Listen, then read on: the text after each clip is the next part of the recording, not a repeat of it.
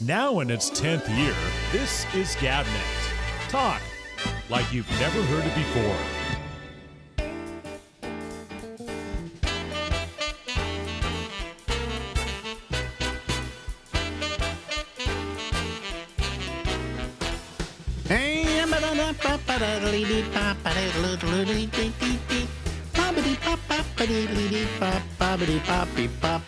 Hey everybody, live from Harlem in New York City, it's me, Alex, and this is the Ramble. Ladies and gentlemen, there he is, of course, as always. The lovely, the attractive, the bon vivant. Do you ever, there's some kind of like, I guess it's something in your reflection in your glasses that's red. Are you looking at a monitor that's red? No, these have a new anti-glare. These are new glasses, so the anti-glare is red. Anti-glare, but then it puts in red. Yeah, but I don't see it, so I don't care. Oh, okay. Well, we see it, but Joy. But we care. So how's everything down in Florida? I guess okay. Nothing new. It's the same stuff. No COVID though. You said you're thinking of moving out of Florida? Always. Always? Mm-hmm. Well, you wound up down there because your mother lived there, right? No. Well, my parents did, but my in-laws live here now. Yeah. So we live not far from them, and it's good to be close to people who are older. You like that? Do I like what specifically? You like being with people who are older? No, I don't care for that. But I like that we're near them in case they need something. In case you need them. You would think They the older need us, people in would case they need need us. Well, you would think the older people would need you. That's what I just said, in case they need something. Oh, okay. Not us. We don't. So you don't care about me. I'm 84 years old. I can use all the help I can get. Well, then you better move down here by me. They get priority. Well, I see. Okay. Unfortunately, that's the way it goes. But you're coming up for a couple of days, so can you take care of us? That all depends on what taken care of means. If it means any kind of medical procedure or a personal body contact, then no. No. Oh, okay. Otherwise, okay, yes. Because we have our problems, Everybody has their problems. I'm going to physical therapy every week. Well, I would expect that probably starting in the 70s, you would maybe people would think about they would have to do that at some point. Yeah. Yeah. Well, I'm going through physical therapy because of my neuropathy. Oh, okay. And because I've been falling a lot lately. Ah. Why you're falling? I don't know. I'm just falling. I took a fall right on my face a couple of weeks ago. You heard about that? You saw the pictures, didn't you? I don't think so. No. Oh, right on my face. I was bloodied and scarred and everything. In fact, notice part of my mustache is gone. Hmm. And how did you did that outside or inside? Inside, right outside, right outside our building. And so you had your cane or your walker or whatever you use now? Yep, I had that. And you fell in spite of that? Yes. Because you don't pick your feet up and you drag them? Well, that could be, but that's part of the neuropathy. Oh, right. Yes, you can't feel. I mean, it's like I'm happy to raise my feet as much as I can when I walk, and I used to.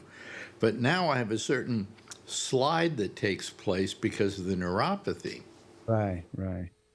So they have these exercises. The thing I hate about physical therapy, I've said this before, is you have homework. They only spend like 45 minutes with you there, working with you on things, and then they send you home and have you do them every day. And I'm going, shouldn't physical therapy take care of that when I go to them? Yeah, that's what it is, physical therapy. They tell you what to do and you do it. Oh, I see. Yeah. What a racket. It's not a racket. Well, It's therapy.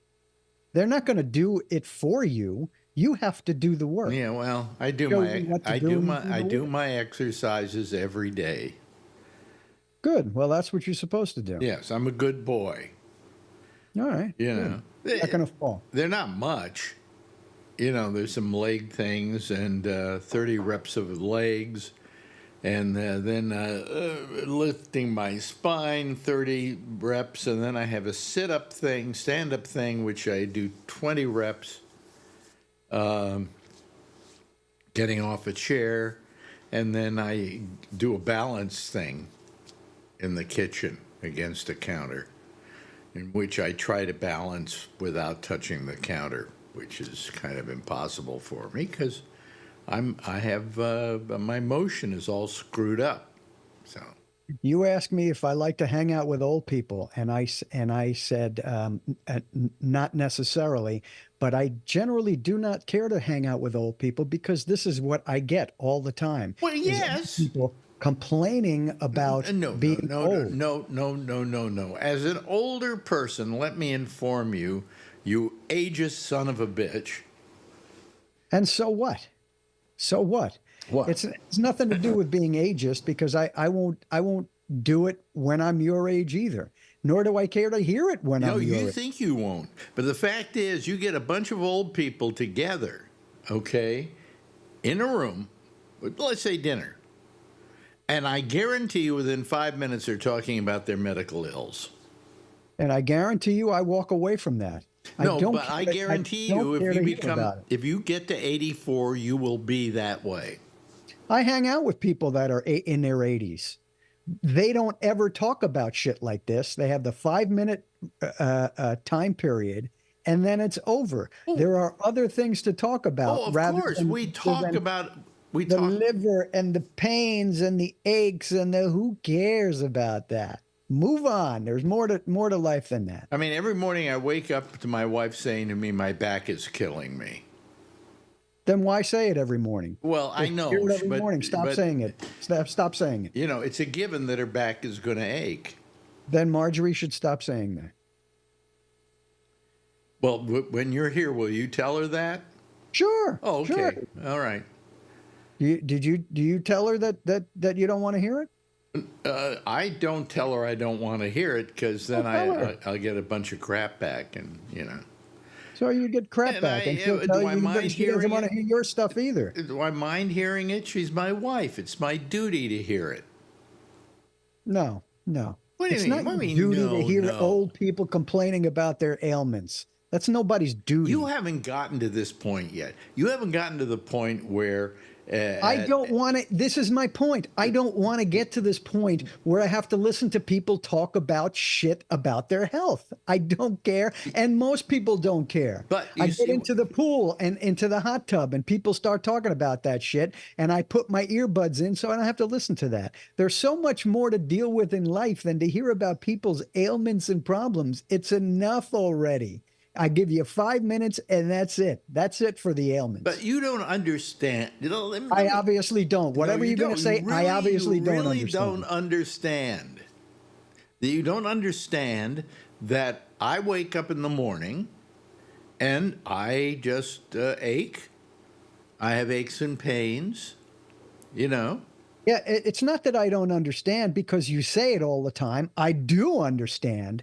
I just don't have to hear it over and over again. It's not that I don't Well, that's want to only hear it. because at It's your that I age, don't if you want were to hear it. 84, you'd be sympathetic. Well, if that's what's going to happen when I'm 84, I hope never to make it to 84. Well, you may not I'd rather make it to just to the 84. point where I don't have to talk about my You health. may not make it to 84. You're coming to visit us, and if you come with that attitude, I'll kill you. It's not possible. You'll fall down before you get to me. Yeah. Well, you know, all I'm saying is, what did somebody call it when a bunch of old people get together to have lunch? Their discussion is an organ recital. Yeah. That's why I'm not going to get together with that group. Whatever group you're getting together with, Oh, I won't even take you to visit them. please don't. I don't want you to be part of the group. I'm asking you not to. Actually, I don't have that group. See, I don't have friends. I really don't. My friends are dying. Most of them are dead. I had my friend, remember my friend Bruce? Yeah. Dead. My friend Shecky? Dead. My friend Roy out in California, who was my lifelong friend? Dead. Everybody that I know that I would spend time with possible exception of you, is dead. But why now do we have to transition from ailments and body problems to people who are dead? What you've got to get away from this old person mindset of conversation that really has nothing to do with anybody but you. And I know it's your show, and I know it's your podcast, and I know that's it, but there's got to be more to talk about than this. Oh, well, I don't talk about this on my show. This is your show now. Well, no, we're talking about it now, but we're talking about being able to understand that as you get to be our age, I mean, I used to feel the way you did too, but that when you get to be our age, it is important. I mean, Marjorie wakes up every day with aches and pains. I wake up with, I have a certain problem walking and doing things like that, you know? And so these are all things that have slowed us down. Marjorie was a very active, but we all person. know this. Yeah. We all know this, but we don't want to hear about it constantly. It's got to stop. There's more to life than that. You got to talk about other shit because this is okay. Tell me what shit I should talk about. Pick something else. Pick another topic. Stuff to talk about. Politics, if you want to. That's another thing that's been. Yeah. I'll talk about that at the start of the new year. We can talk about that. Right now, there's nothing new to talk about in politics. It's the same jazz. It's the same stuff over and over again. Yeah. Marjorie watches that damn MSNBC. And I keep telling her, why do you watch this? It's the same thing over and over again. You know that for an hour they're going to bash Trump. Because she likes that affirmation. And they don't remember that when they spent all their time bashing Trump back in 2016, they got him elected without him having to spend a penny in advertising. Not even the same thing. It's not even equatable. You're talking apples and bowling balls. They're not the same thing. Why? 2016 and 2024 are completely different animals. So, well, they are different animals. But all I'm saying is that you can get somebody elected by just constantly talking bad about them. I don't know if it's as simple as that, then many people would have been elected that weren't elected. It's not. That's not how you get people elected. No, I mean, there used to be a time where if somebody had raped somebody or somebody had, I don't know, done whatever he's supposed, paid off porn stars, there'd be no way they'd even get nominated, let alone elected. But the fact that you have a guy like Trump who's this close to winning, even though he's behind Kamala Harris now, but he's just that he's got a what is it 44% or whatever makes you question what our values have become. That there are 44% of the people out there who will vote for a rapist, porn star paying offer, just a horrible human being, and you know it, and I know it, and you lived with it here in New York, and you always said Trump was a big crook. Right? And yet there are people who will vote for this guy. There are people who will vote for anybody. Who cares? What do you mean there are people who vote for anybody? But we're talking about this. I mean, it just amazes me. It boggles my mind. I mean, what, cats and dogs are being eaten by Haitians in Springfield? Come on. That's enough for you to say, I'm washing my hands of this guy. He's crazy. That's if you're someone who does the research and looks at what are those things called? The cat and dog ratio to Haitians. No, it's a pointless conversation because people that believe that stuff are not going to move off that line. By the way, you go to Asia and dog is delicious. Yeah. Yeah. Well, I believe you. I have a guy who lives in Malaysia, says they serve dog over there. I don't see why it shouldn't be delicious. It's the same. It's essentially the same stuff as cow and deer. It's And it just probably tastes just like chicken. protein. Probably does taste similar. Why Or is it that everything almost tastes like chicken? because it's essentially the same stuff. It's a meat protein. Yeah. They essentially all taste the same. Yeah. Alligator tastes like chicken. They all taste I the don't same. know any group of people though that eat kitty cats. I'm sure they do it in some Asian countries. Really, kitty cat? Yeah. And You why look- not? I mean, you couldn't kill them. They just look at you with those eyes, going, "Please don't." Oh, there are people who can kill them. There are people who could kill anybody or anything. Where's your cat today, by the way? He's usually in back of you, resting in the sun. Sitting on the floor here next to me. Oh, really? Oh, okay. How old is he? She's maybe 15 years old now. Really? So she sleeps a lot, right? All cats sleep a lot. Yeah. Well, I mean, but as they get older, they even get worse. Do you know the male lion sleeps 22 hours a day? I would too if I were the male lion. Who's going to bother me? But you got to take care of the pride. You gotta keep the other lions away. No. You'd think that's more than a the 2-hour lioness day that job. does that. I mean, what happens? One lion comes along and tries to wrest the pride from this other lion, and the other lion says to him, "Well, not now. I'm resting." No, the other lion will kick his ass and then will rest, and then the rest of the work gets done by the lioness. She takes Oh, care. the lioness it takes care of everything. She hunts. Mm-hmm. She, raises the kitty cats. Yeah. I think nature probably has it way over us. What part of nature? What are you talking about? All nature. It has a certain balance that it maintains that human beings just don't seem to maintain. Human beings don't control nature. As much as they'd like to, they don't control nature.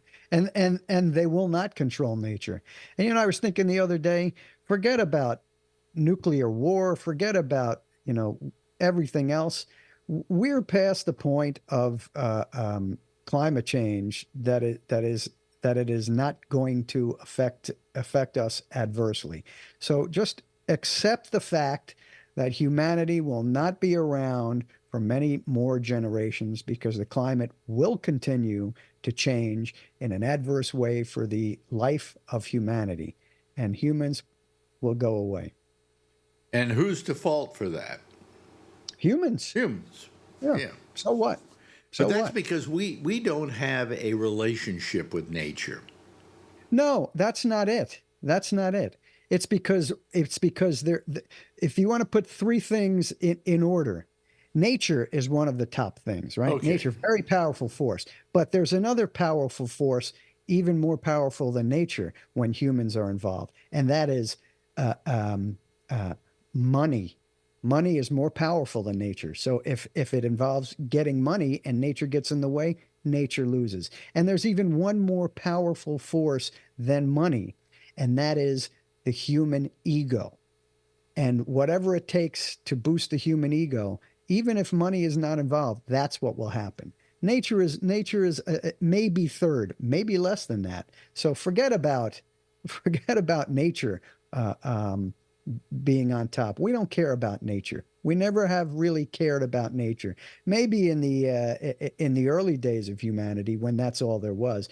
But with technology, we care about. I think there was a point early on. I mean, before all the mechanization and technology and so on and so forth, that man knew he had to live with nature. I mean, you go out in the early days of the United States and you have a cabin out in the woods somewhere and a little farm attached to it, and you're living with nature, and you're having to live with nature, not against it. But we don't live in a society like that anymore. We don't care about that. But we live in a society. We don't need, you and I don't need to live with nature at all. At all. You and I need to live with money.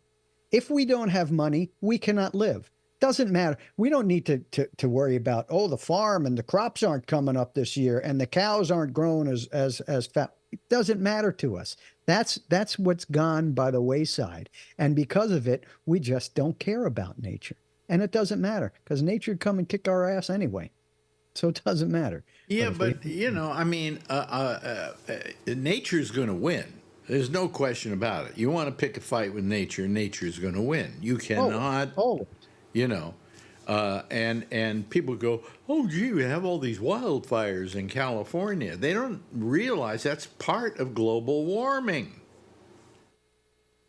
Part of the climate of the globe. I don't know about global warming. Yeah, but I mean, are there more fires than there used to be? Yes.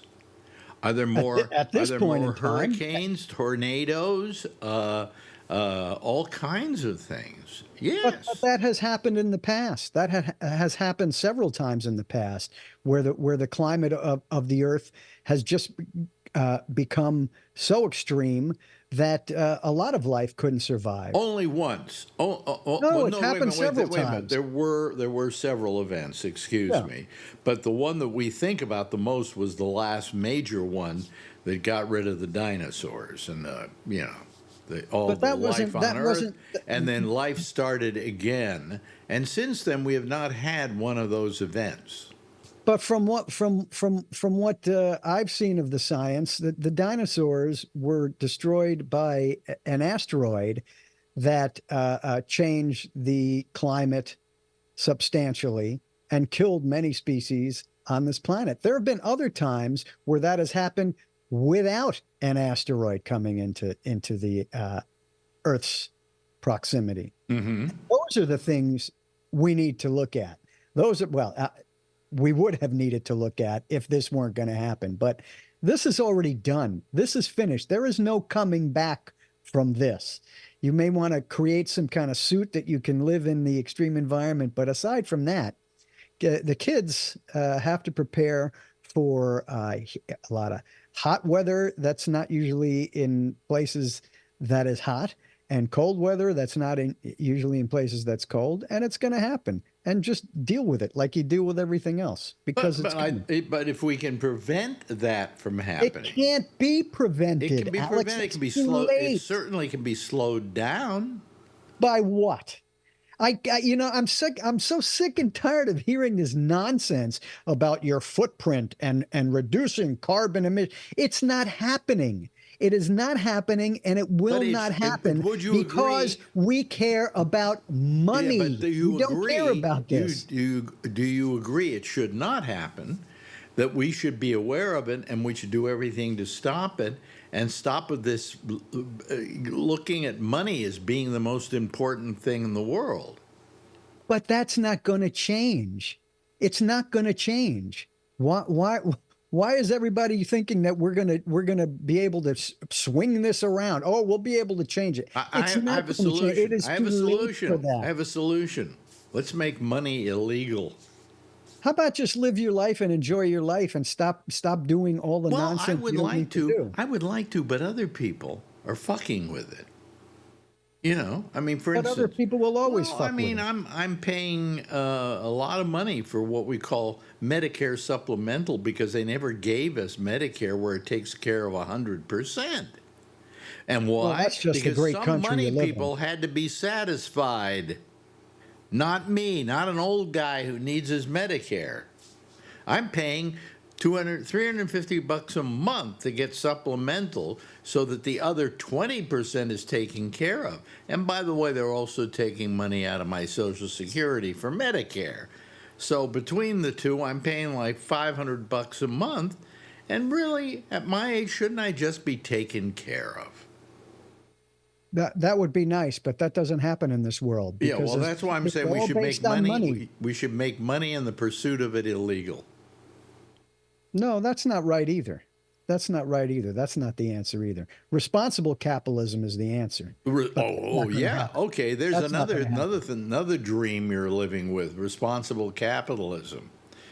Oh, it is a dream. It's not going to happen. Well, I think the terms are fighting against each other: What's that? responsible and capitalism. I don't think so at all. I don't think so at all. There's a way to be financially successful and take care of Well, people. we can at the discuss same time. this next time because we're running out of time here. As long as we don't discuss the health problems of an 84-year-old man next time. Okay, we won't. I promise you we won't. All right? Ladies and gentlemen, that's him. That's Albert Reynoso. Thank you, Albert. Thank you. Thank you very much. Now in its 10th year, this is GabNet. Talk like you've never heard it before. Oh yeah. We love Albert, don't we? Yeah, he's okay. He's all right. He's our man. If he can't do it, nobody can. Beep, beep, beep, boom, boom. I think I got to turn on the air conditioner. I keep thinking it's getting cold enough now that I don't have to turn on the air conditioner, and it is in the rest of the house. But in here, I got a little bit of heat. Little bit of heat. Anyway, what are we going to do here? Let me see. Let me turn my couple of things down over here. Got to set things up. And we have one person waiting to be on our little extravaganza here. So let me bring him in, and we will... let me see here. Bring him in here now. And I think, wait a minute. Where? What? I'm here. You're there, but, oh, you're kind of there. Hello there, Josh. How are you? Good. How you doing? Sorry, I had to get up for something real quick. Oh, it's okay. And it's you and I. That's it. Just Well, you and I. That'll make the people in your chat very unhappy. Very unhappy. Oh, a couple of them were complaining about you last week or something. You know, what was that about? Because I don't pay attention to that chat. I have to ask them, I guess. I believe they feel that I speak too much, but we've had this off air before. When no one else is talking, you would like for me to talk. So, Yeah. anytime someone would like to speak, they may go for as long Yes, as they all want. you have to do is call, and he will give way to you to let you speak as well, right? Because he's one of the more decent people that calls this program. I'd be more than happy to if they would like to. Yep. Hello, But it's easier to type insulting and he's our man. personal derogatory remarks about someone in the chat room. Hold on a second, Jeff. I'm done. You got it. You got it. Oh, okay, fine. Anyway, now where were we? We were talking about people who were complaining, and they never call the show. Okay. You know, they're always out there. They're always ready to complain. I appreciate the existence of Josh, primarily because sometimes we don't get a lot of people who call, and he's the one who participates when he calls. So, you're welcome to call yourself and participate as well. We don't care, right? And if I have nobody else to go to, then I guess he's going to be on a lot. Okay? All right? Okay. So get used to it. I don't even know which one of these people was dissing you last week, but I don't think that's very nice. Okay? I think and I think the internet is a place where people learn how to be cruel.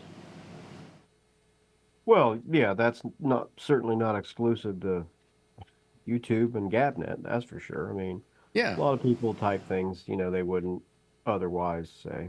Well, for sure. they feel they can be cruel because they don't have to own up to it, because Silly anonymous. they're anonymous. basically. Even if there's a name up there, they're kind of anonymous. I don't know. There's a guy here, John Redshaw. He writes all the time, but I don't know that that's his real name. I don't know that that's really him. I'm not trying to put you down, John, when I'm singling you out. He says, in fact, I like Josh. Oh, Yeah. So, anyway. But the fact is, we don't know that he's really John Redshaw. You can be anybody you want to be on the internet. Hey, I'm not really even Alex Bennett. Okay? Yeah. You know? And so you don't have to own up to it. You don't have to own up to stuff you say, so you can get downright mean, and nobody's going to call you to account for it. So, anyway. no biggie. Yeah. How you doing, Jeff? I'm good. It's a nice day, Yeah? and I got to go to listen to the bar mitzvah stuff, Oh, really? temple stuff. Oh, temple stuff. Not bar mitzvah stuff, but temple stuff. Yeah. Oh, yeah, today's Passover, isn't it? Or not Passover, it's Rosh Hashanah. Got it. Yeah. Hey, I'm still enough of a Jew, I remember it's Rosh Hashanah. That's nice. Because then in about 10 days we get Yom Kippur, which is the highest holy day of the year. Correct. Yeah. I named my dog after it. And everybody thought that's terrible, Alex. How can you name his name we named him Kipper. We got him on Yom Kippur, so we called him Kipper. You know. It would have been worse if we called him Yom. You know. So anyway, so it's Yom Kippur, and it's that's the highest holy day. That's coming up. Yeah. You know. That's the holiday that made me kind of quit being a Jew. Let me explain why. I was in the Navy. I was stationed in Los Angeles. I didn't have much money. I was only making what they paid me, right, in the Navy, plus a stipend for living off base because I was living in Hollywood. So now it comes to Yom Kippur, and it's the first year after my father has died. And I want to go to Kol Nidra, which is the highest holy service ever anywhere in the universe. Okay? Am I right? And so I wanted to go to, Kol Nidra.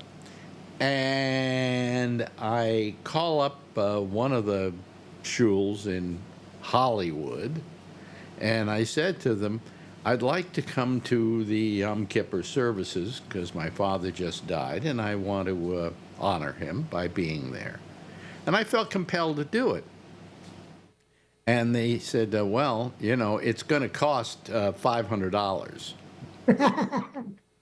And I said to them, well, I know it probably costs $500, but I don't have it. I happen to be in the Navy right now, and I'm stationed in Hollywood, and I would, I don't have the money. So do you have any dispensation for that? And they went, no, you got to come up with the $500. And that was it. And that was me and going to shul, okay, to ever going back to a synagogue. Because that was so terrible. It was horrible, So that's my story, and I'm sticking to it.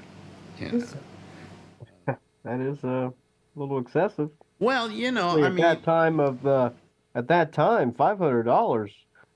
I would. That's $500 a lot of money now, but man, $500 and hey, it was a Hollywood synagogue, my friend. Yeah. I mean, they were not cheap. And I understood, that they charge for this and so on and so forth. But don't you have some exception for a guy who's in the Navy, who's in the military service? And especially since his father just died and he'd like to go to the Yom Kippur service. I think Kol Nidra is the song, isn't it, Jeff, that they sing? Yeah, that's the song they sing. Basically, it's just Yom Kippur. It's the services for the Yom Kippur. Kaddish. Kaddish. Okay, fine. See how much of a Jew I am now? I have to ask my wife, my Christian wife. She knows more about this than She I probably do. knows, yeah, more about it than you do. So that kind of pissed me off. So, you know. And then Marjorie says to me, "So what are we doing for Rosh Hashanah, holiday. which is the Jewish New Year? What year is this? Do you know what year it is? Echo, what Jewish year is this? 5,782. Okay? We are living in the future. Mm-hmm. Yeah. But, Hello? huh? I Oh, can hear you now. Sorry, thought I was on mute or something. My mic wasn't we working. can hear you. Sorry. Okay. Yeah. So anyway, so we have a new year here. I don't know. Do we have a ball drop at all? I don't think so. No. No, we don't have anything like that. We just, you know. But we're happy. It's a happy holiday, you know. So What the hell's wrong with New York? They should have a ball drop there. they should have a ball drop for it, right? Yeah. You know. It's funny though. Every year at Christmas time, you know, they have the big, the big Christmas tree in Rockefeller Center, Yeah. and over in Central Park we have a gigantic menorah. You don't know that, Jeff? No, I don't go there. It's a huge menorah. It's just incredibly large menorah. But it isn't as big as the Christmas tree in Rockefeller Center. And until it is, I'm not going to be satisfied. When I was a kid, I'd always go around the holiday time to New York and to see that huge Christian thing. Christian thing? You mean the Christmas tree? The tree out Yeah, there. the big Gentile. You know what? I'll tell you what bothered me about it. Okay, of course, everything bothers me about stuff, right? But every year they go up to northern New York State, and they find a beautiful tree that's maybe 100 years old. They chop it down and lug it down to New York City and put it up in Rockefeller Center. Yeah. Now, my feeling is that's 100-year-old tree. Let it be 101, okay? Don't go around chopping it down all the time and putting it in Rockefeller Center. That always pissed me off. There's usually some story behind it with the family and the whole bit too. Oh yeah, yeah. 4 generations grew up under this tree. We used to have a tire swing, la la la la, the whole bit. Yeah, and now we're letting you chop it down and lug it Yeah. down to New York City. Just so we can be on TV for a month. Yeah, yeah. It's just not right. It's just not right. So Go out there and hug that tree, Alex. I'll go hug that tree. You're right. I'm going to go Hug be a that tree tree. hugger. Hug it. Hug it. Yeah. So anyway, what was I going to? Was there anything in the news today that was major? I don't really think. Not. I mean, not different than the last 48 hours. I would, 72 hours probably. Was the Melania thing talking about abortion yeah, today, or Melania. was that yesterday? No, I didn't hear anything she said. So No, here's what happened. She wrote a book. Yeah. And I guess I heard that. yeah, she wrote a book, and in the book she says that she is for essentially abortion. You know, The right to choose. Yeah. right to choose, and he came out and said it's okay. She can believe whatever she wants to believe. I allow her that. She's her own person, and blah blah blah. Became a very liberal husband, you know. But she For a said minute. she was for free choice, and I think that's pretty good. I'm glad she did it. You know, I think she's pretty pissed at that guy anyway. You know. She's just waiting for him to kick off and get his money. Yeah, yeah. Now I wonder what happens. She can divorce him, can't she? I mean, but they've got a prenup. Oh, I'm sure she's got a Yeah, he's probably got that covered well. Yeah, well, I think she's got it covered well because she's probably got more money at this point than he does. Right? I don't know. Well, who was it? Forbes, I think, came out and said that he was worth $4 billion. Yeah, he's like 113th on the list or something. No, more than that.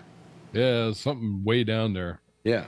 I mean, That should have pissed him off. How much? 4 billion, you said? they say about 4 billion, 4.3 billion, and I mean, I don't. in all honesty, in today's world, that's really nothing. not very rich. That's not very rich, and I mean, don't you know, think it's he's rich, got. but I don't think he's got that. I don't think. He's I got, mean, in terms of world players, it's not. yeah.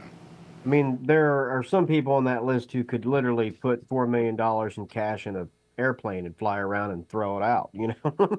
Yeah. And still have billions and billions more. Number one was Elon Musk, and he doesn't. No matter what he does, he doesn't seem to lose money.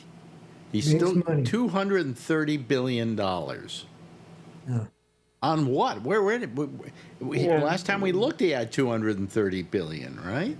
You know, when you're very wealthy, all the laws and systems are just really designed to work in ways that keep you in that, keep you in that range. I mean, they don't have, I mean, the people in our tax bracket don't have the same kind of features and, bullshit Problems. rules, for us as people like that. I mean, Well, I so mean, it's very hard to not stay rich, I guess, is my point there, which is why I don't understand how, if Trump is as big as he says he is never managed to, stay that way. well, I remember one point where Bill Gates had something like $131 billion or something. I'm just throwing out a number here. And he said, well, I'm going to start giving it all away. And he started giving it all away. He spent a ton of money on his organizations, and on his philanthropies. And he gave it away like crazy. He said, They still are. when I die, why do I want to leave this money when it could have gone to some good? So he started spending it like crazy. And the next thing I looked, the next year he had like $150 billion. What happens there? I don't understand. I mean, it's easier to make money when you have money, I mean, when you can make money off investments and things like that, and the taxes that they pay on it are lower, I mean, Yeah. it's much cheaper for them. So, but he has given away a lot of his money, and they still are. I mean, they have that foundation, and there's a lot of people. I work with some people who think, they're secretly, like the cannibals who are grooming kids, and they use their foundation for things like that or whatever. I mean, but in real life, they give away a lot of money that operates a lot of pretty decent programs and things like that. And he's a member of that group that their goal was to give away like 80% of their worth. Yeah. Or something, I But think as hard as he Buffett might be in that. As hard as he keeps trying, he can't seem to do it. I mean, the same thing is with Warren Buffett, who's a guy who kind of got him into philanthropy. Yeah. And Buffett said it was giving away his money like crazy, and he still got a hell of a lot of money. Yeah. Right. Yeah. I mean, because they can continually make money. It's easier to do that when you. Now, let's face it, folks. Have money. If you have let's say you have $200 billion, why can't you give away 190 billion of it? How much have you still got left? Yeah. Do you need that? You got all the big houses you ever needed. You got all the cars you ever wanted to own. Yeah. Yeah. Look, I agree. I mean, it'd be. And that's kind of their philosophy. But no matter how much they try and give away, they can't seem to get rid of it. Yeah, they make. Well, that's what I'm saying. It's hard not to make money when you're already wealthy. It just is. I mean, it's almost like it's hard not to stay poor when you're poor. I mean. Well, can we talk? Can we come like up the with same thing? Can we come up with the names of any billionaires who who haven't been able to maintain their billionaire status. Well, Donald Trump. Donald Trump. You know, I mean, you know. They got a problem giving it away. I got a mailbox up. I mean, if he's worth $4 billion, then he shouldn't have any problem paying his $680 million judgment like tomorrow, right? Yeah. Right. Just have the money delivered in a dump truck or whatever and be done with it. Yeah. So But, you know, I know those worse are assets, blah, blah, blah, blah, blah, blah. You know, well, then start selling shit, I guess. That's what I'd have to do. That's what you'd have to do. Yeah. Yeah. You know, they'd tell me to sell my house and go live in a little fucking apartment or whatever if I owed people in the court, and it had gone so far as for a court to order the payment. So, yeah. You know, start selling your shit, just like Rudy Giuliani. Well, I never had that kind of money. Well, Giuliani, there's a good example of a guy who probably had some money at one point. Doesn't have anything anymore.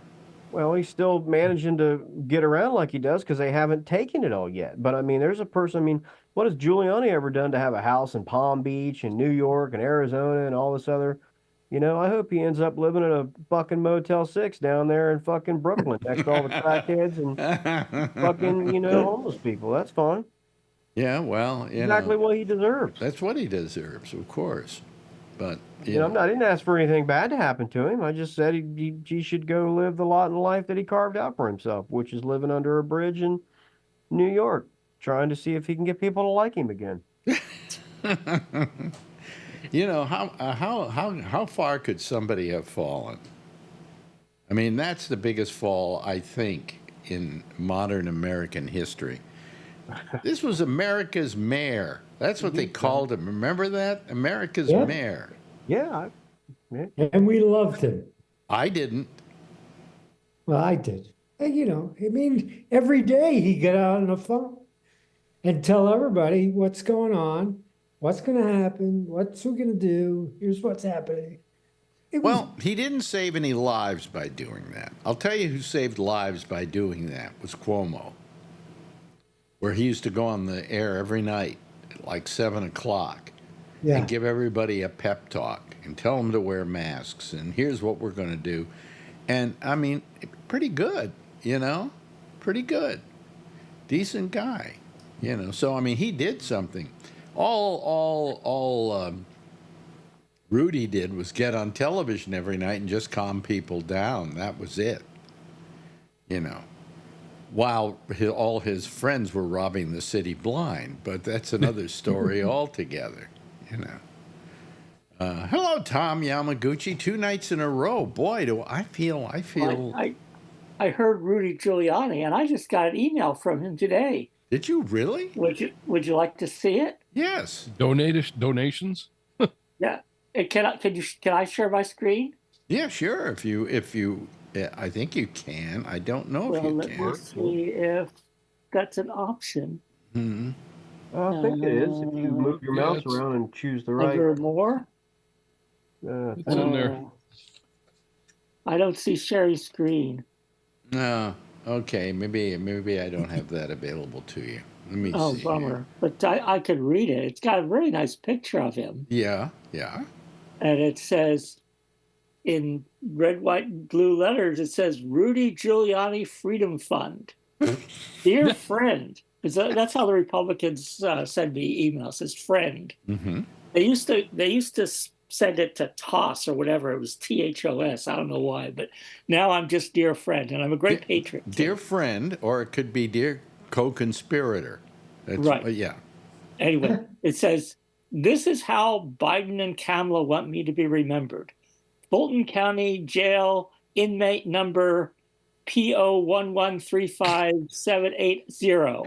And then there's a black and white picture of Giuliani's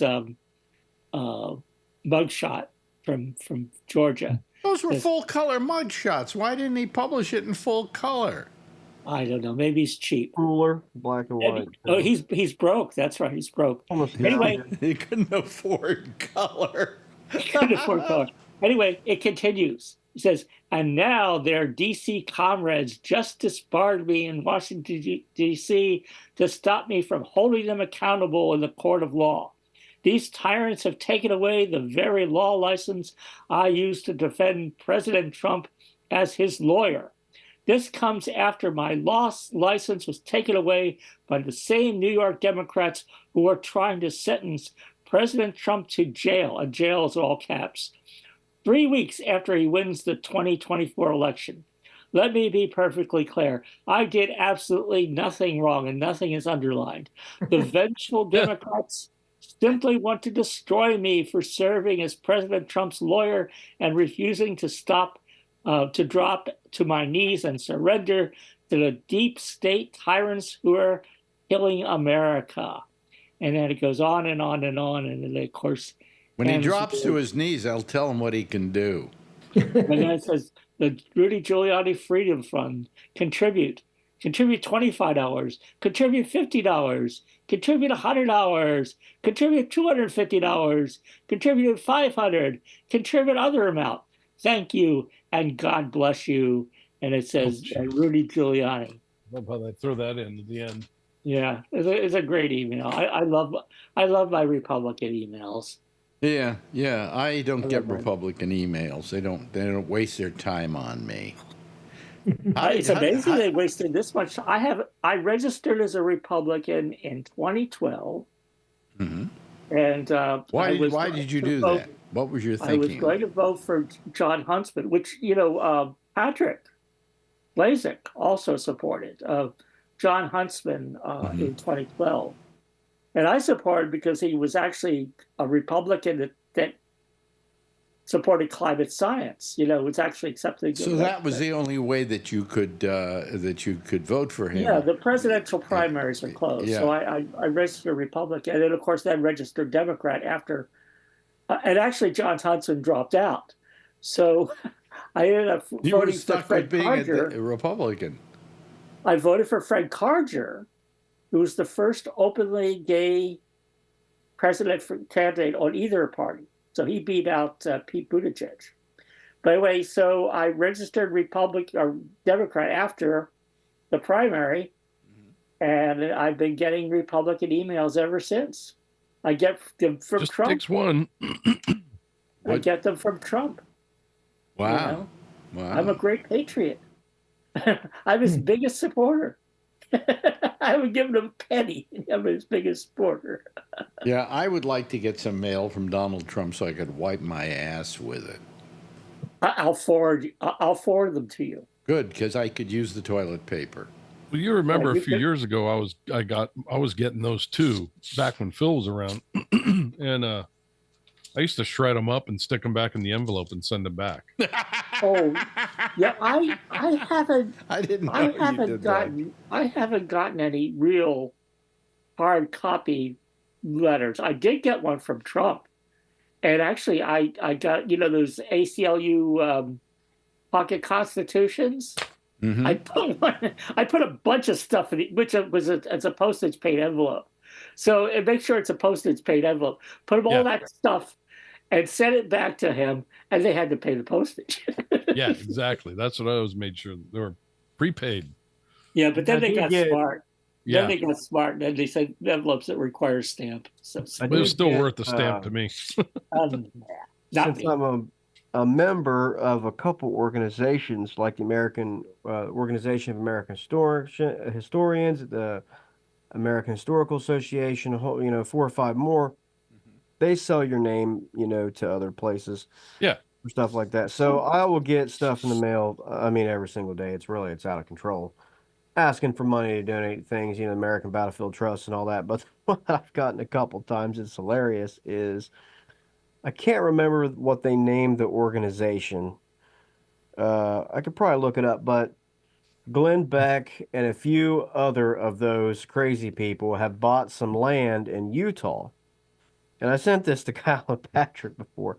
And they are going to go out to Utah and build a replica of Independence Hall and 1 or 2 other things so that it can become a tourist attraction so that tourists taking their vacations out west can go out there and take tours of it, and they can learn about the true history of the American Revolution, which is how I got these things sent to me, because I said I'm a member of the Society for Historians of the Early American Republic and a few other things, so they must have gotten my name.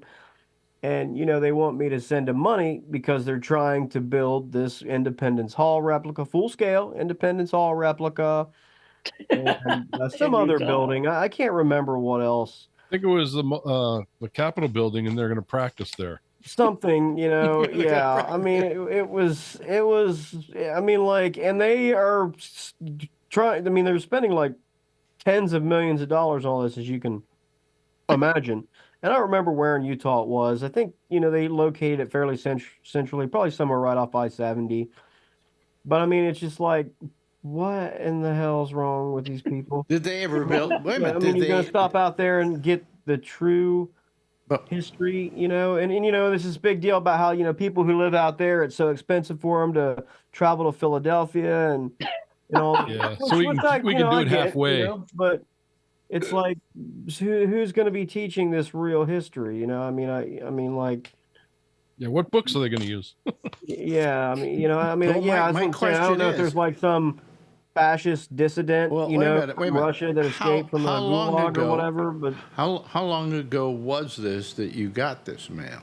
the last one that I got was probably 3 months ago. Oh, really? Oh, this is an active deal. Yeah, they've asked me. I probably got the same mailer like 3 times in the last year. They like it.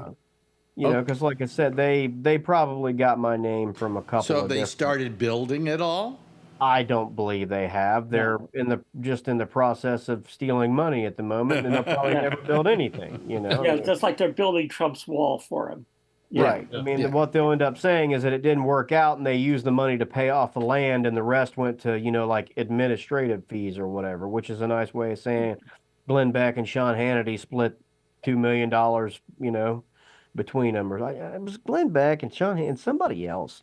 I have to You're look. going to need the money pretty soon. I mean, it was very bizarre. It was bizarre. I mean, I was just like some of the things that was in their little letter to me. I took pictures of it and I sent it to those guys. 'Cause, I mean, it was just like, are you tired of your children being taught to hate America and their public school? The whole line. You know what I mean? Yeah.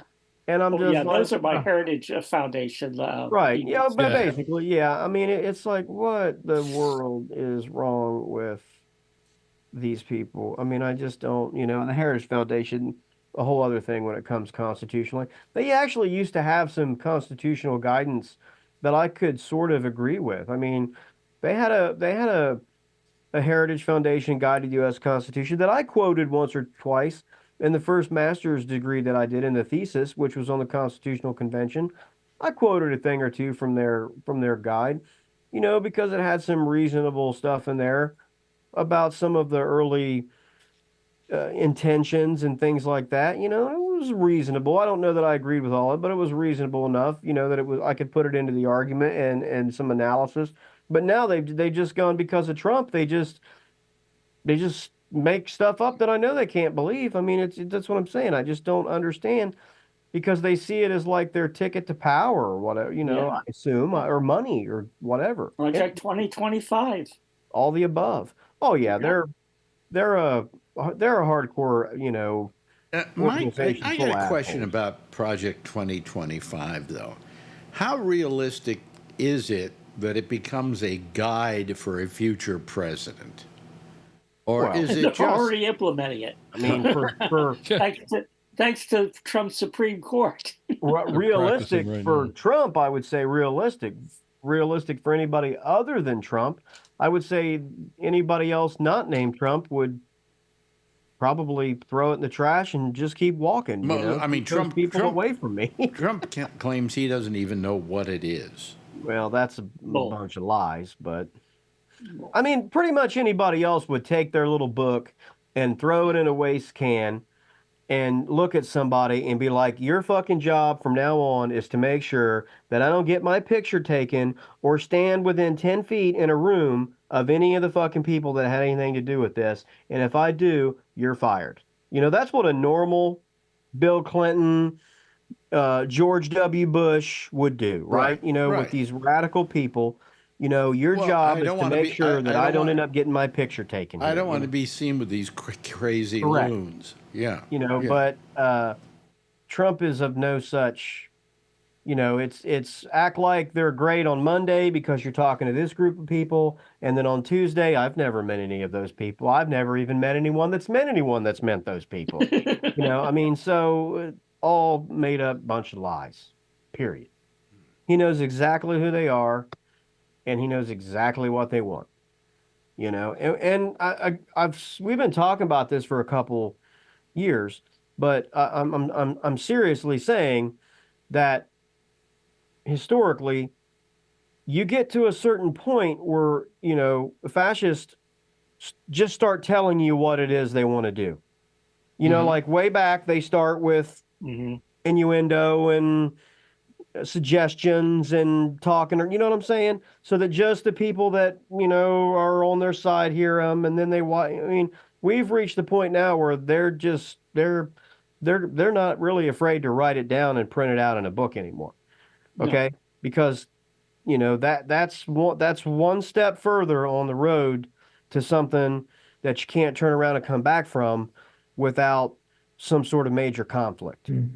That's just, the Confederacy, him hauling around about the slavery deal for a long time. And then, it just got stronger and stronger. And then finally it was, you know what, this is what we want. If you don't like that, we'll secede, and that's not really the same as a fascist regime like the Nazis, etc. But I'm saying the parallels are close enough. The playbook for people like that is fairly well written. They don't have to invent anything new. Our job is to just recognize it and understand that that's what they're trying to do. And I recognize it. Now, what hurts my brain is that I can't see how there are normal people in America who can't see it, and will make up excuses for not only for themselves, but for them. I don't understand that. Right. But, like as I've said before, I got a degree in history, not psychology. You have to go talk to, that department is across the hall. You got to go talk to them. I don't know that I can answer that. I'm serious. You got to go talk to psychology about that. I don't know.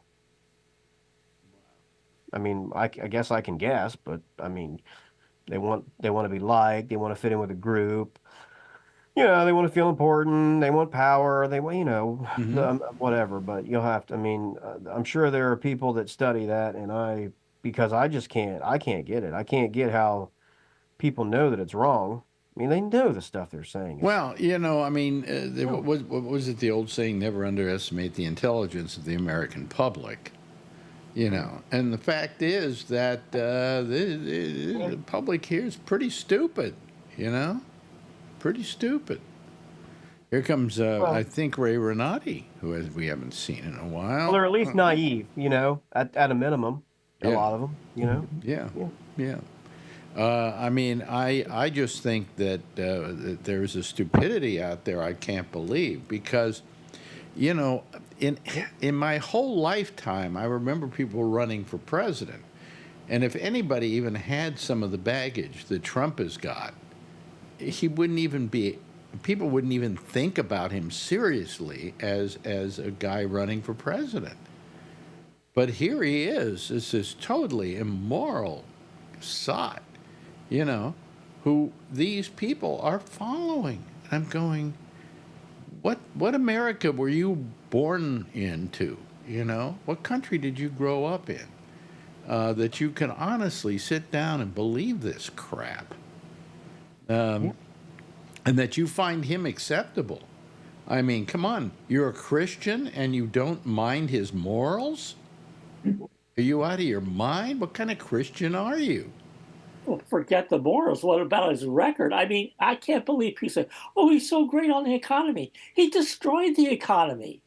He mishandled the pandemic. Well, what they said is everybody... he destroyed the economy, and Biden was left to pick up the pieces, and now says, "Oh, you didn't pick up the pieces fast enough." Well, no, the fact of the matter is that everybody has really short memory. They don't remember how bad he was when he was bad. They can't remember the reason why people voted for Biden instead of Trump. If he was as good as he says he is, they would have reelected him. Right. but he didn't have the record to run on. That was the problem, you know. Yeah, national polls. You know, I saw another one today that has Harris up over 50%. You know, so Who? that's good. Who? I mean, Harris? Harris, yeah. Yeah. I got a few Yeah. polls here. There are a whole bunch of different ones. And, you know, in a national head-to-head, she was just over 50%, and he was at just under 48. Here's So- one called ActiVote, and Harris is up plus 12. Okay, right. That seems. You know, I don't believe that, but Yeah, the problem is you've got to just look at the swing states. I mean, that's what's going to come down to. You know, that's what it Well- always comes down to. It doesn't matter what the national polls are. right. You know, because Trump continually loses on the national popular vote. I mean, there It's a- was at least good evidence. You know, I think we talked about a week or so ago that once a candidate had gotten into that like 51% range, that person's path to winning the electoral college is almost, you know, I don't think it hasn't happened, you know, because Hillary Clinton didn't hit that, I don't believe, for example. So, Okay.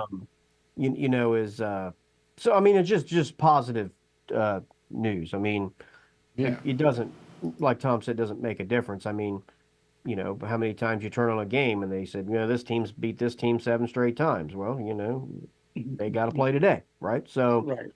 you know, it looks good, but that doesn't mean, you know, anything till they play the game.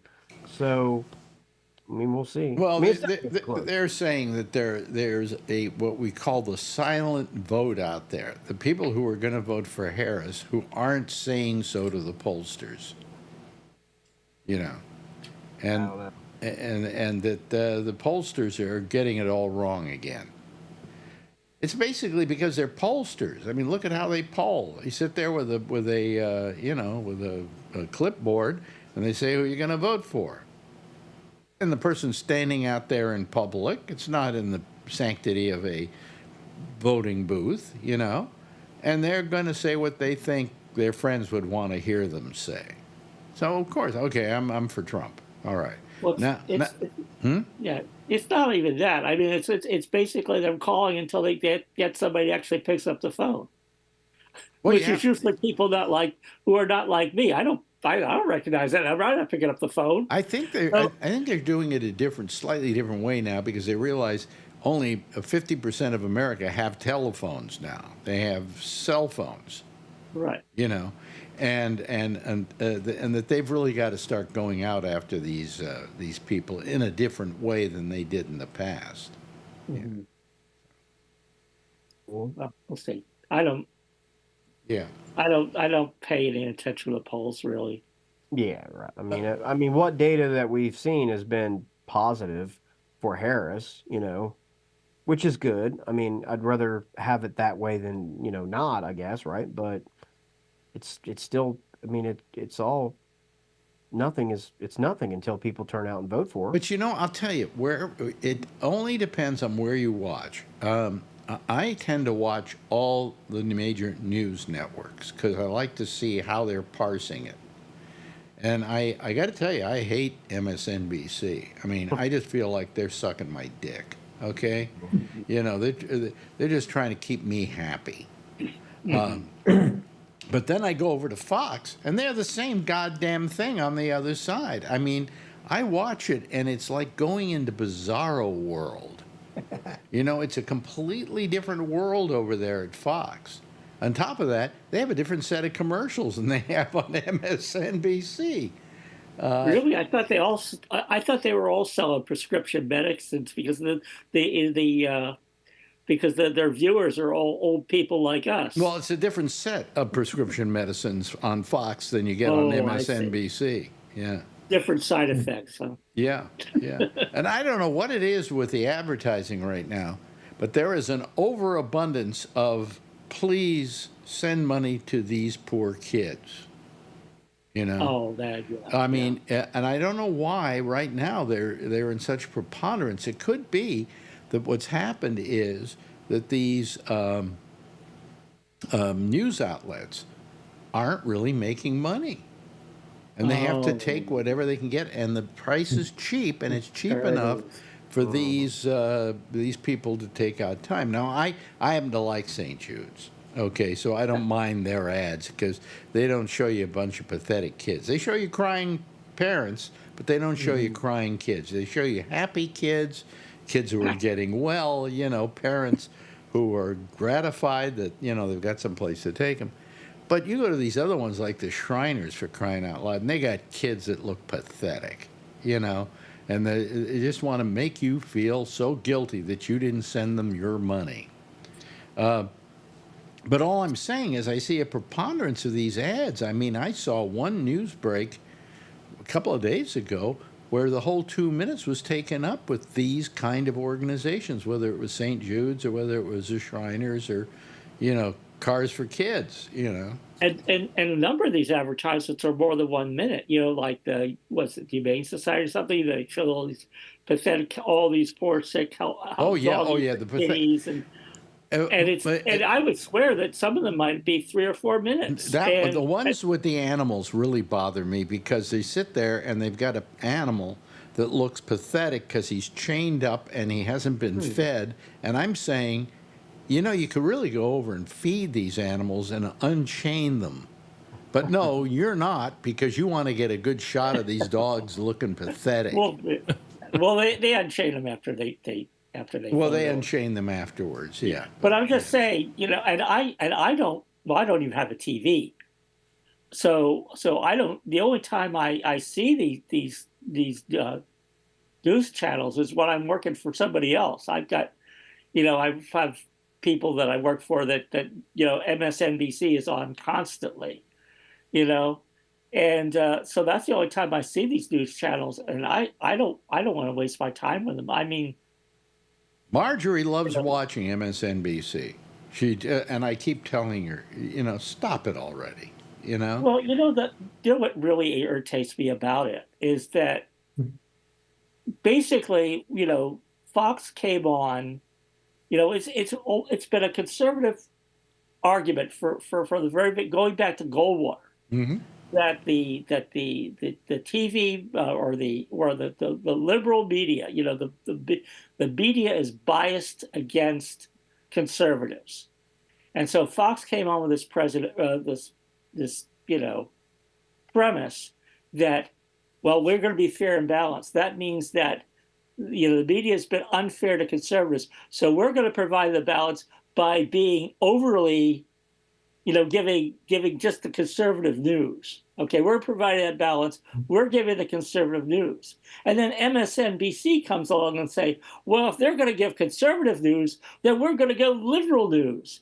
And so basically they're buying into the premise that news is biased, that news has a political, has a political, as I said, bias. Yeah. Yeah. And that's really dangerous. Years ago when what's his name, Roger Ailes started Fox. Actually, he had started before that with a thing called before MSNBC was MSNBC, it was called Talk America, and it was run by Roger Ailes. Then he went over to Fox, and his theory was, the other networks are liberal, and we want to give the conservatives something that speaks for them. Yeah. And I saw that as a great idea. Fine, balance the whole thing out. But the thing is, they just went too far, and they made too much money, and they couldn't stop lying through their teeth. There was no objectivism at all finally. And it was terrible. Well, MSNBC makes the same mistake. Oh, well, now we'll go on over the other side. Yes. But if you think about it, if you look at all the channels on television, there's only one channel that's left-wing, and that's MSNBC. CNN tries to be in the middle. Of course, by being in the middle, everybody thinks they're liberal, but they're not. I've watched them. They're pretty much... they're liberal. They're rather in the middle. Then you go over to Fox. Fox very much to the right? But then you got Newsmax, and you got this one other, that's on systems everywhere across the country. So there are more conservative outlets out there than there are liberal. So the fact is that the news is not fair and balanced anywhere, you know. Well, the big problem with the TV or the cable news networks is they're all focused on American politics. Mm-hmm. And there's a whole big world out there. There's a lot of stuff going on in the world. Yeah. And all they're talking about is Republicans versus Democrats. I mean, I listen to the BBC, because I want to hear what's going on in the world. And probably if you were British, you'd think they sucked, So No, I think the Brits love their BBC. Well, they did love it. They don't love it as much as they used to. Yeah. The BBC they used to take great pride in, but it's had some scandals over the years that it hasn't made people that happy with the BBC. But all I'm saying is we don't have any real balance here. I mean, if those people went on the air, I mean, Fox calls themselves fair and balanced. They're not. They're lying to their audience. Okay. And they shouldn't do that. They're a news organization. They shouldn't lie to anybody. They shouldn't take sides. They should report the goddamn news. That's what I tune in to get. And all I get is propaganda. And I'm tired of it, So that's my case, and I'm sticking to it. Hi, Ray. You haven't said a thing tonight. Well, I'm just listening. Yeah, I watch the French news on my Roku. It's really good in English. They report on everything around the whole world. It's just excellent. Yeah. I think it's French 5. Yeah. Yeah. How are they parsing the whole Mideast situation? They just report on what's going on. I mean, they don't really have. It's kind of like the days of Walter Cronkite. They're not really. They don't have a horse on anyone's side. They just report it. Yeah. Which I think is what we used to want. That's what I appreciate. I mean, if somebody is doing something, I mean, they will report the things that people are, being immoral about or unethical or whatever you want, but they don't blow it out of proportion and like they do here. You know who amazingly has started hewing towards the center, and I may be wrong, people disagree with me if you want to. Drudge is kind of more towards the center now. I never looked at that. Than he's ever been, He used to be really right-wing, right? Well, he was right-wing, but basically he was just, he was simply a link to other stories elsewhere, okay? Yeah. But he kind of chose the stories, and now he seems to be very much against Trump, like he has no love for Trump at all, okay? So, well, what amazes me about Trump is the January 6th thing. I mean, for me, that's just the nail in the coffin. I mean, it should be. You look at somebody like Richard Nixon. I mean, look what happened when he pulled that crap. I mean, the Republicans went against him, his own party. Yeah. And Trump did something arguably worse, and it's as if nothing happened. Yeah. Well, they didn't have people like Barry Goldwater to go into the White House and say, we're going to impeach you. You better resign, I will say that if Trump doesn't win this election, that's it for the Republican Party. They're going to have to go back and reassemble. They're going to have to change their whole modus operandi. But something I want to bring up here. It's interesting, how stuff on TV and so on can change the tone of something after many years. What do you think is the biggest show right now on streaming? The Menendez brothers show. That's exactly, you got it exactly right. Monsters. Yeah, Monsters. Big, huge ratings. Guess what's just happened? The district attorney in L.A. wants to reopen the case. You know, and it took TV to do that. It's like It's Scott the Peterson. Truman same Show. thing. Scott It's the Peterson. Truman Show. Yeah, Same thing. They had a documentary on him, and then they opened up the case again. yeah. Yeah. What's happening? Yeah, there's been a few. Yeah. In fact, it says here Menendez brothers could go free at a November hearing. They probably won't, but supposedly what I read was the attorney in L.A. is reopening, looking at the case again, because they're beginning to think, well, maybe they got a raw deal. Why did you think we got a raw deal? Well, we saw the TV show. You know, that's where we saw them get a raw deal. And so that's kind of interesting, you know, that's the power of media now, to be able to change things. You can't go kill your parents because they're abusing you. Then, you know, every kid in the United States who has abusive parents could go and murder them. I mean, you know. It's ridiculous. Well, still, you know, if they were abused as much as they say they were abused. And what's interesting about I don't know if you've seen the Menendez story. When it happened, I watched the entire trial. Yeah, but I don't. TV. If you haven't seen this thing, what they do is they take kind of both sides of the story. They let you make up your mind. You know, first they show their side of the story, then they show the parents' side of the story. And they kind of end up saying the parents weren't that bad, basically, you know. Oh, okay. But you know, I mean, it was a hell of a story, and it's a great show. We were riveted to it, you know, and because we have no taste at all, so you know. And the other thing I watched all of was that thing on the guy who ran the WWF, WWE. Vince McMahon. It was McMahon. like a six-part show on him and his history, and it was fascinating too.